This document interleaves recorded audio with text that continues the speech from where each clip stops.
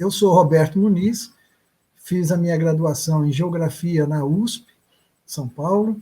Depois eu fiz meu mestrado em História e Filosofia da Educação, na PUC São Paulo, e o meu doutorado em Sociologia, Estudos Comparados da América Latina e Caribe, na UNB.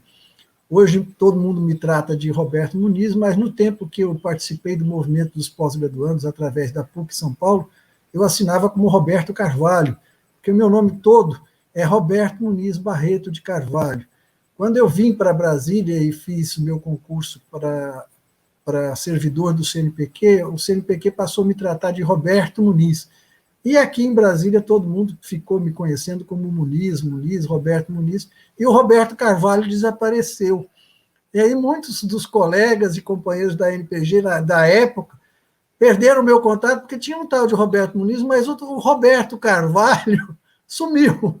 Então, eu sou Roberto Muniz Barreto de Carvalho, ex-presidente da ANPG no período de 93, 94. Que coisa, né? Pois é. Você vai ver nos documentos todos, está assinado Roberto Carvalho, cita o Roberto Carvalho e não aparece o Roberto Muniz. Eu não usava o Muniz para nada. Era o primeiro e último nome. Veio para o CNPq, não sei porque resolveram me colocar no crachá, vinha Muniz, o e-mail era Muniz, e aí ficou Roberto Muniz. E pronto. Eu era professor de ensino médio, estava em busca de qualificação, queria aumentar os meus horizontes, né? Quando eu estive na graduação, eu pouco atuei no movimento estudantil, eu fui mais ativo no movimento de alfabetização popular em São Paulo. Durante 20 anos eu trabalhei junto ao movimento operário com alfabetização de adultos, e lá pelas tantas achei que era importante voltar à universidade. E aí descobri o programa de História e Filosofia da Educação, que havia sido criado pelo professor Denirval Saviani. Então tinha uma posição de esquerda bem marcada, e aí eu entrei na pós-graduação. Entrando na pós-graduação, eu conheci a APG, tive notícias da existência de uma APG na PUC São Paulo. Naquela época, a APG estava inativa, e ela funcionava, o espaço que deram à PG na PUC, todo mundo comenta muito isso, era um banheiro, né? Era um pedacinho de um banheiro que tinham tirado os vasos sanitários e deixaram lá a PG. Ela estava inativa, parada, e aí, junto com alguns outros mestrandos, estudantes de pós-graduação fazendo mestrado, principalmente na área de Direito, nós nos organizamos para reconstruir a APG da PUC São Paulo. Se formou uma chapa, o presidente da chapa era o Arrisson Targino, do Direito, e eu vice-presidente da área de Educação. Foi chapa única, nós ganhamos a eleição com bastante participação e começamos a reconstruir a APG PUC São Paulo. Saímos do banheiro, conseguimos uma sala, e começamos a ocupar os espaços dos pós-graduandos na universidade. Isso foi muito importante, porque o movimento estava praticamente inexistente, e a gente começou, então, a participar dos colegiados da PUC São Paulo, particularmente do colegiado dos cursos de pós-graduação, né? De cada curso, a gente começou a ter um representante para discutir a questão de bolsas, formar as comissões de bolsa, e também a gente conseguiu uma boa integração com o movimento estudantil na PUC, que era muito forte, principalmente pela questão das mensalidades. A PUC, apesar de ser uma instituição confessional, ela é paga, e as mensalidades vinham subindo muito. Então, o Arson fazia mais a política da pós-graduação, as relações, e eu, como vice-presidente, me integrei muito no movimento contra as mensalidades e particularmente com os centros acadêmicos da PUC. Tanto é que a PG foi ativa participante durante mais de 2 anos de todos os movimentos contra o aumento de mensalidades. A gente participava ativamente deles, chegando a participar das ocupações. Em 2 anos, nós participamos de 3 ocupações, 2 de reitoria e uma de mantenedora, e geralmente eu estava à frente disso, fazendo essa relação APG e graduação, E era muito engraçado, Flávio, porque o pessoal virava para mim e dizia assim: vem cá, o que você está fazendo aqui? Você é pós-graduando. Pós-graduando não faz movimento estudantil. E a gente dizia, mas eu pago mensalidade que nem vocês. Então, nós temos que unir e lutar contra esse aumento abusivo. Porque a pós-graduação era vista como se fosse uma coisa de elite, né? E que todo pós-graduando era resolvido. A gente tinha problemas seríssimos de bolsa, as bolsas atrasavam muito, eram em número insuficientes aí a questão do pagamento, então a gente não tinha formas de levar essa luta sozinho, né? E a integração com a graduação era muito forte. O Arson Targino, que era muito preocupado com a integração da PUC no movimento nacional, foi participar no movimento em Florianópolis, do congresso que houve em Florianópolis da NPG. Foi aí que a gente conheceu a NPG, a gente não sabia. Isso foi em 92, 93. 92, 93.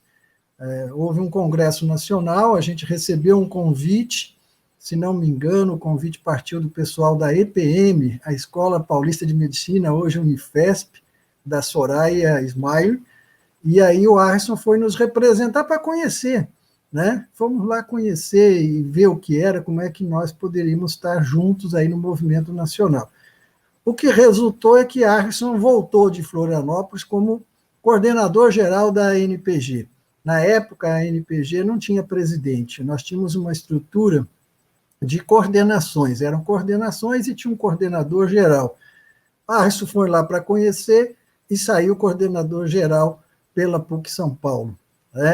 É interessante contar essa história, por quê? Porque o movimento nacional já tinha uma história, já tinha uma trajetória, mas ele estava num momento de descenso, né? O pessoal mais antigo já estava defendendo as suas teses, suas dissertações, e estavam saindo, então fez aquele meio vazio, e estava chegando gente nova. Foi o caso da PUC São Paulo, que participou da criação da NPG, mas tinha se afastado, né? Ela fechou. Depois, quando a gente voltou, aí a gente acabou entrando de cara no movimento nacional, e o Arson foi eleito. Ele fez a gestão 92, 93. Quando ele foi eleito, eu formei uma nova chapa e me tornei presidente da APG, PUC São Paulo. No ano seguinte, o congresso foi em São Paulo, na USP, né? E no congresso da USP, eu, sem querer também, sem querer querendo, houve uma grande articulação. Nós passamos mais de 3 dias na USP e eu acabei encabeçando uma chapa para a NPG, que foi vitoriosa.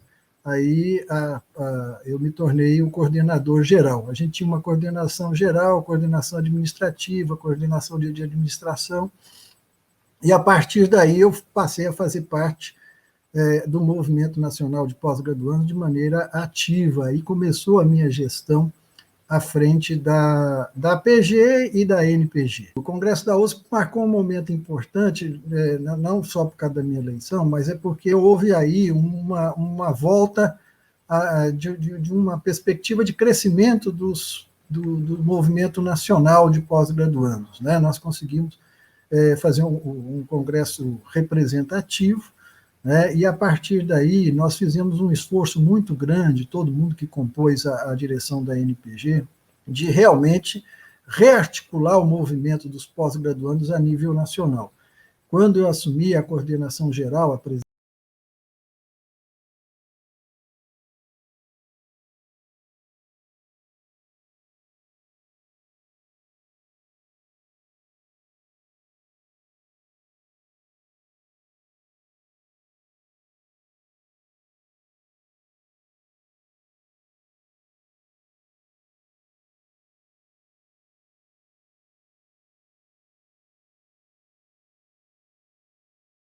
minha gestão ela foi marcada por uma ação muito forte de tornar de novo a NPG uma entidade de fato nacional, ou seja, que ela tivesse a maior representatividade possível em todas as universidades e nos diversos estados do país, né? Esse foi um esforço que a gente fez, e nós partimos de um texto provocativo que tinha como título a ANPG, um gigante com os pés de barro.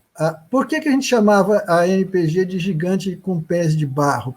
Porque a gente tinha conquistado uma respeitabilidade, o movimento tinha conquistado uma respeitabilidade dentro de algumas universidades importantes e dentro das agências, né? Nessa época, a gente já tinha assento no Conselho Científico e Tecnológico da CAPES. Ainda não era o Conselho Diretivo, que a CAPES não tinha, era o CTC, se não me engano a sigla. E a NPG já tinha assento lá. A gente brigava para ter assento no CNPq, ainda não tinha. Então, a gente tinha era reconhecido pela comunidade, participávamos ativamente das reuniões da SPBC, né? Mas as APGs estavam enfraquecidas, por isso um gigante com pés de barro. E a ideia, então, era recuperar isso por todo o país e fazer, principalmente, encontros, buscar, além dos encontros normais que a gente tinha, né? A NPG tem um congresso e o encontro de APGs, né? O CONAP, isso, né? A gente começou a fazer encontros estaduais e encontros regionais, né? Em São Paulo, por exemplo, que tem mais universidade, a gente chegou a fazer um estadual e fazer um regional sudeste, juntando Minas, Rio, Espírito Santo, né? A gente fez em São Carlos, fizemos em Jaboticabal, né? Eu tive a oportunidade de ir a Viçosa.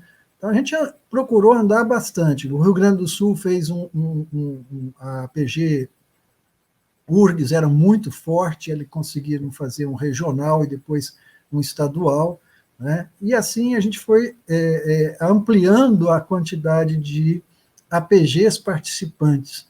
Tanto que quando eu encerrei o meu mandato em 94, nós já tínhamos APGs atuando e representadas na ANPG do Rio Grande do Sul, Santa Catarina, Paraná, São Paulo, Minas Gerais, Bahia, Paraíba, Pernambuco, tinha uma pró-APG em Manaus, uma outra pró-APG em Belém, Brasília, né, o Distrito Federal sempre esteve presente, aí é bastante importante lembrar de uma figura que passou por várias diretorias, que era o Dorivan Ferreira. Ele fazia toda a parte de relações institucionais aqui com as agências aqui em Brasília, nos ajudou muito, tanto na minha gestão quanto a do Arce, e nas próximas, porque como ele morava em Brasília e fazia parte da PG Brasília, ele sempre estava recepcionando a gente. É importante lembrar aqui uma coisa que, às vezes, hoje o pessoal não tem noção, mas a NPG e as APGs eram um pouco diferentes do que é hoje, pelo menos da visão que eu tenho do que é hoje. Por exemplo, a NPG não tinha fonte de recurso nenhuma. Nós não tínhamos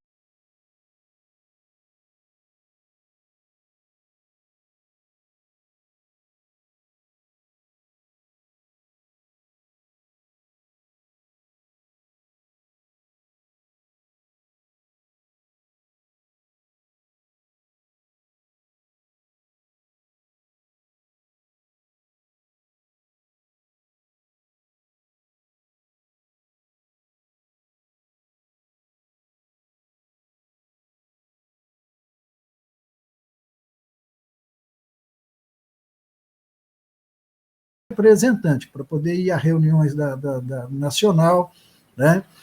E era muito difícil isso, porque como a gente não tinha recursos, as APGs também não tinham, né? Naquela época a gente não emitia carteira de estudante, então não tinha essa fonte de arrecadação hoje, né? Havia um grande debate no seio do movimento se a gente deveria ter isso ou não, né? Muitos diziam, não, mas isso é coisa de estudante de graduação, pós-graduando é um profissional em formação, ele não deve ser confundido com o estudante. A gente brigava muito para ser considerado um quarto setor dentro das universidades. Quais sejam? Você tinha os docentes, os estudantes, os pós-graduandos e os servidores, né? Então, a gente brigava, inclusive, para ter assento nos órgãos colegiados dessa forma. Na PUC, a gente dividia o consumo com os estudantes da graduação e a gente era o titular no de administração e finanças, né? Além de todos os colegiados da pós-graduação. Essa foi uma luta também importante da NPG à época, que era ocupar esses espaços, dar essa cara para o movimento, né, e reforçar as nossas representações. Deixa eu ver o que mais. Sim, e por isso, então, a gente tinha muita dificuldade para poder realizar os nossos encontros. A gente sempre estava brigando com a ausência de recurso, né? Na PUC a gente conseguia recurso porque a gente conseguiu uma inserção institucional muito forte. Então, a maioria das nossas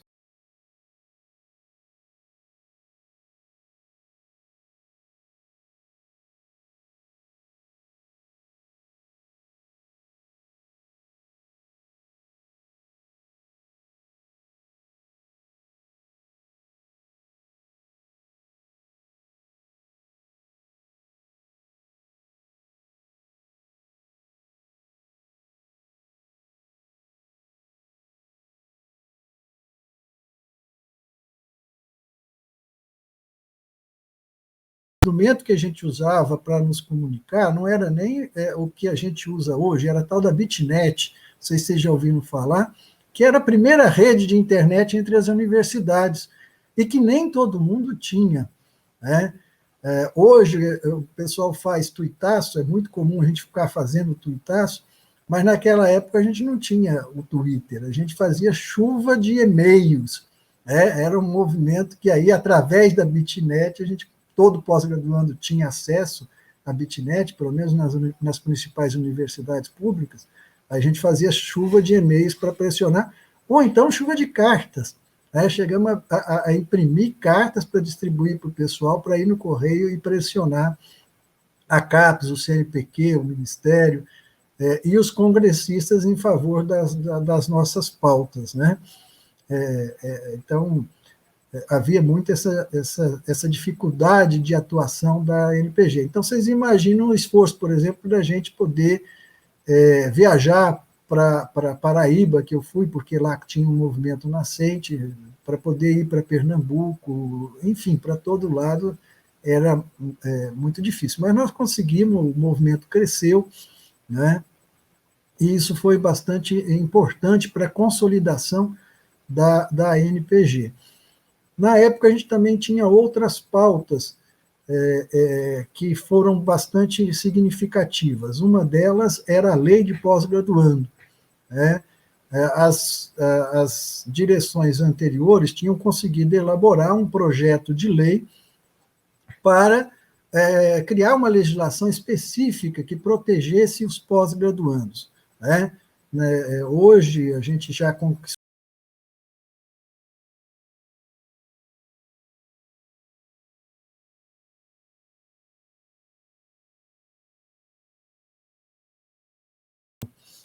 pelo deputado, na época, deputado pelo PT, Florestan Fernandes. O Florestan que aceitou defender o nosso projeto de lei, e a gente acompanhava isso no Congresso. Eu tive que ir muitas vezes ao Congresso conversar com o Florestan para isso andar, né? E nós conseguimos uma grande vitória nesse período, que foi a aprovação da lei dos pós-graduandos na Câmara, em todas as comissões, e conseguimos encaminhar ela para o Senado, né? E isso foi uma verdadeira façanha, porque havia muitas resistências quanto a conceder direitos aos pós-graduandos, né? Infelizmente, o projeto de lei chegou no Senado, caiu na mão do senador Fogaça, do Rio Grande do Sul, né? Ele sentou em cima.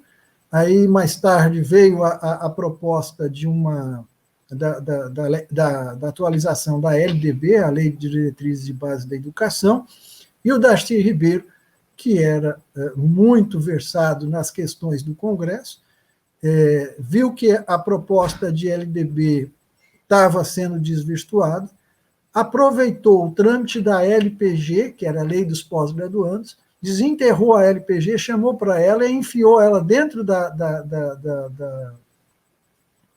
Lei de Diretrizes da Educação, a LDB, e conseguiu aprovar o projeto de LDB que ele queria, mas com isso morreu a Lei dos Pós-Graduandos e dela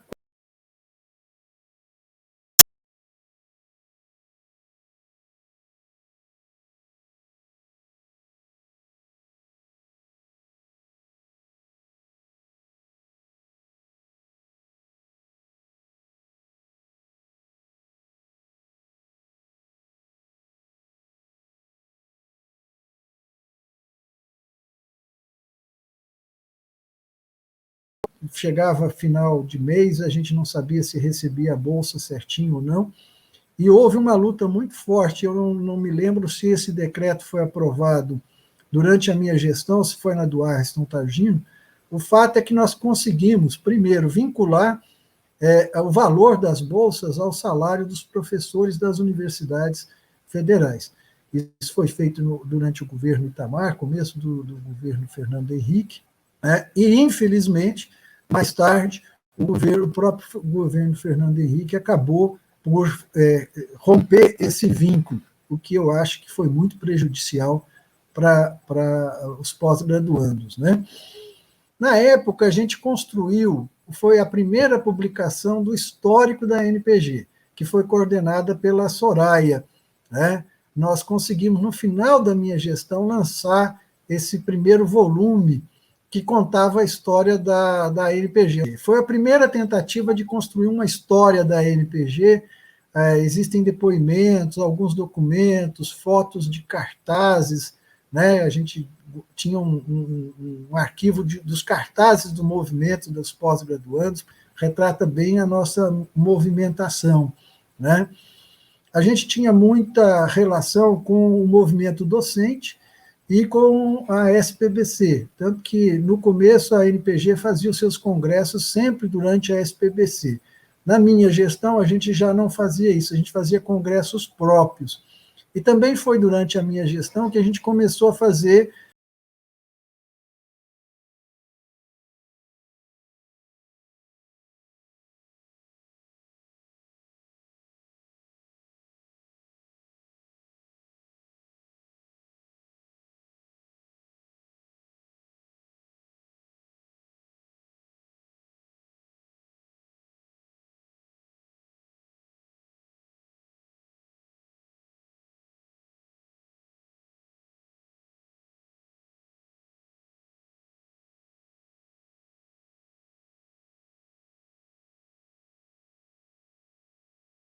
Universidade Federal de São Carlos, acho que hoje é professor lá na Federal do Rio Grande do Norte.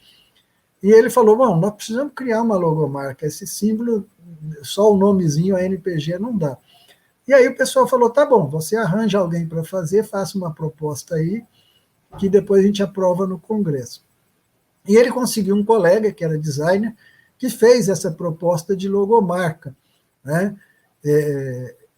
Infelizmente, a gente até não tem o registro do nome da pessoa que fez, né? Eu lembro que, na época, alguns falaram assim, pô, mas esse negócio de bandeira fica meio, né, verde e amarelo. E a gente falou, não, mas é uma entidade nacional, ela tem que constar isso. E de fato, acho que foi uma sacada muito boa, é um símbolo muito importante, né? Ele pegou, tanto que a gente usa até hoje essa logomarca, e era mais uma tentativa de fixar a imagem da NPG, de promover os pós-graduandos a nível nacional, né, enquanto entidade. E só para contextualizar, Roberto, essa coisa da ciência, como que era essa agenda da ciência? Você falou muito aqui das agendas dos pós-graduandos, a lei de pós-graduandos, a luta por bolsa, contra aumento de mensalidade, mas no contexto da ciência geral, a gente estava nesse debate, como que a gente se inseria nesse debate? A NPG, desde o início, Flávia, foi muito ativa nesse campo, né? A gente sempre se identificou como a participante da comunidade científica.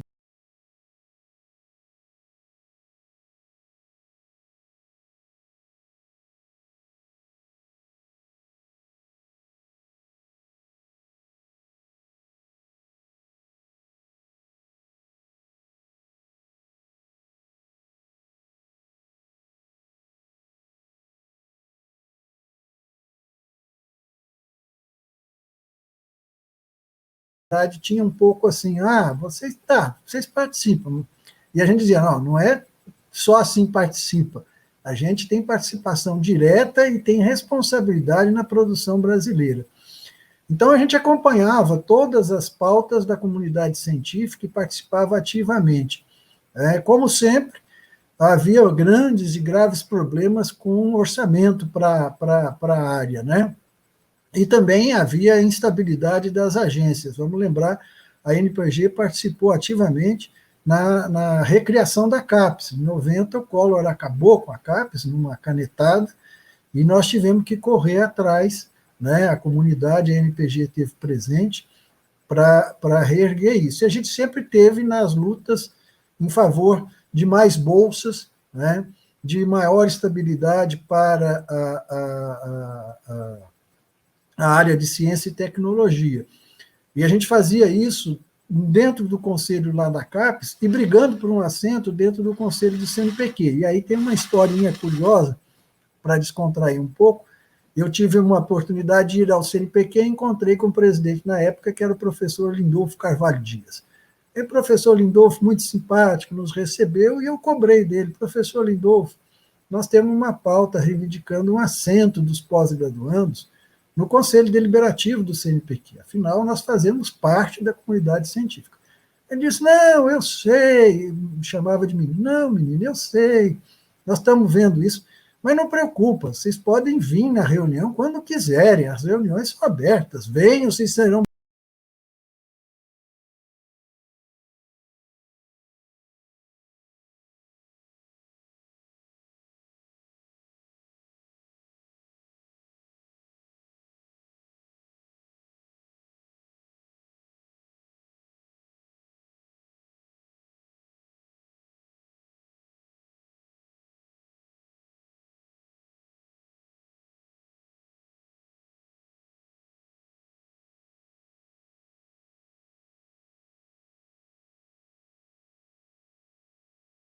para Brasília.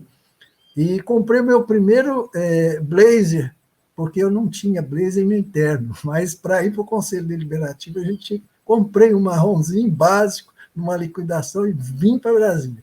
Chegamos eu, Luiz de Souza e mais outros dois, e, sem avisar, aparecemos na reunião, na sala do Conselho Deliberativo do CNPq. A hora que o professor Lindolfo nos viu, disse assim, ué, vocês vieram? Eu falei, sim, o senhor tinha nos convidado, nós estamos aqui. Aí ele virou para mim, mas menino, a reunião de hoje é tão chata, vocês não precisam ficar aqui não, quando tiver um assunto interessante, a gente convida vocês. Eu falei, não, professor, não tem problema não, nós estamos bem aqui, tem problema ficar? Não, de jeito nenhum.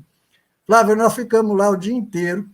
A reunião, de fato, era muito chata, porque estava se discutindo os comitês assessores para o CNPq, então era escolha de nome, que a gente pouco ou nada acompanhava, mas a gente criou um tal constrangimento que eles sugeriam um nome e olhavam para nós, esperando que a gente dissesse alguma coisa. Nós ficamos lá o dia inteiro, nunca mais o professor Lindolfo deixou de nos convidar oficialmente e avisando a pauta. Então, a gente marcava a presença assim, brigava assim, junto com a comunidade científica. Hoje, a nossa participação nos conselhos, agora a gente quase caiu, né, do Conselho da CAPES, a nossa representação ela varia muito de acordo com a conjuntura, né? Sim. E os tempos atuais refletem um momento de fechamento, né? Então,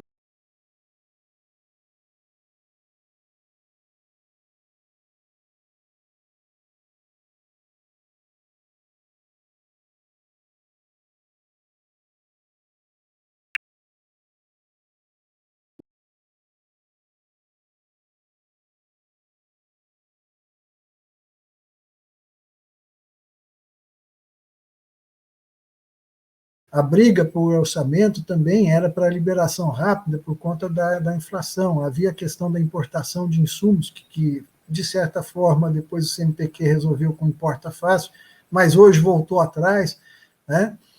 Então, nós fizemos conquistas na área de CLT, mas houve um recuo muito grande para essa época. Um outro detalhe é que a gente era uma comunidade muito pequena também, né? A gente brigou muito pela expansão do sistema de bolsa para poder alimentar o sistema de CIT.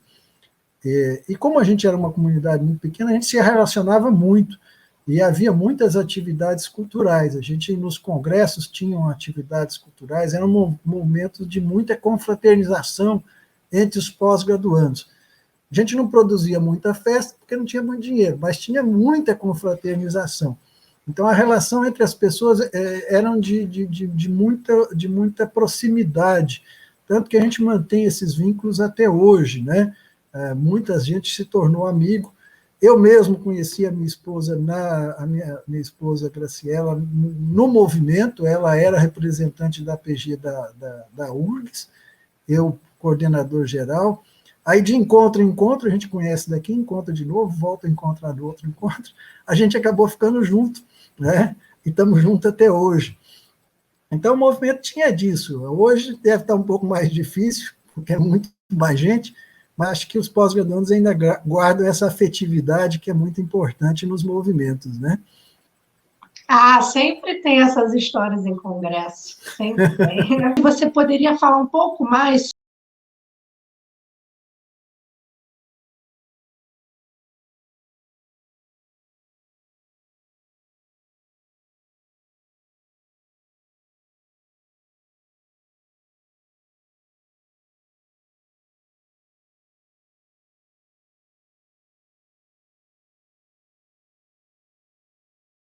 E ela ficou extinta durante, se não me engano, pelo menos uns 7 meses. E isso mudou radicalmente todo o sistema de bolsas, né? Parte das bolsas, a administração das bolsas, foram parar no CNPq, né? E isso gerou também, depois, na hora de reconstruir a CAPES, uma certa confusão entre os papéis das duas agências, porque, de repente, todo o sistema de pós-graduação ficou dependendo do CNPq, que sempre acompanhou os movimentos dos cursos, né? Mas isso era a atribuição principal da CAPES.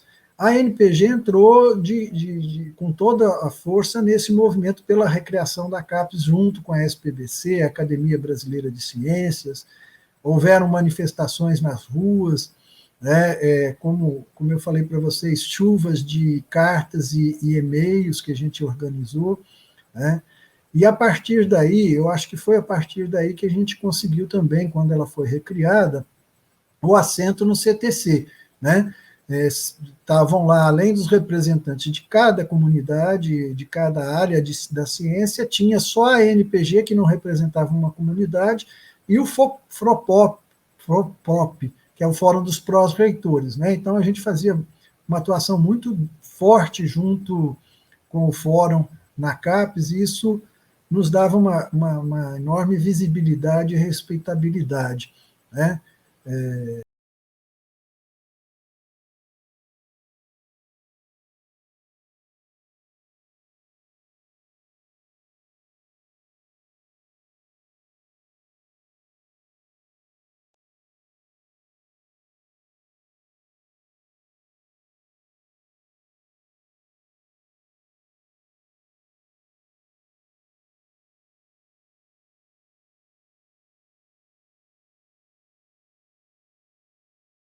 Roberto Germano, lá da Paraíba, né, professor do campus acho, de Areias, e mais tarde ele foi presidente do INSA, Instituto do Semiárido, né, durante um período.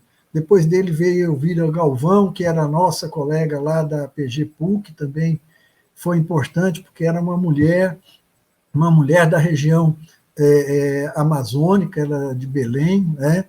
Foi muito bom tê-la. E com isso a NPG cresceu muito.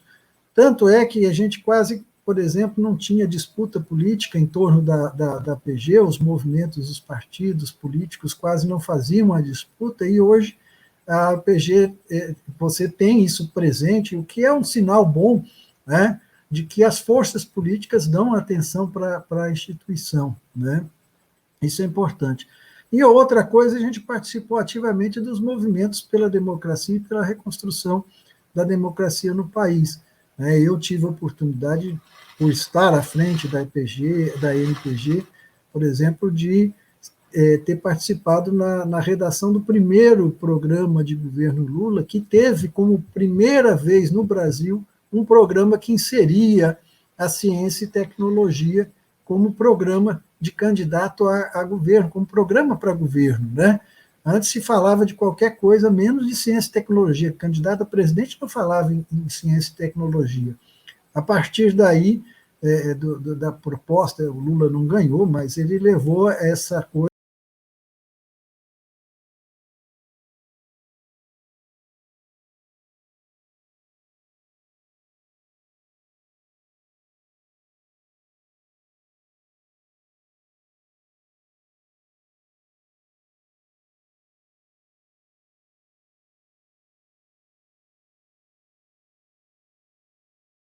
lá na PUC São Paulo com a gente, e tinha uma visão de mundo muito bacana, acabou indo para a China.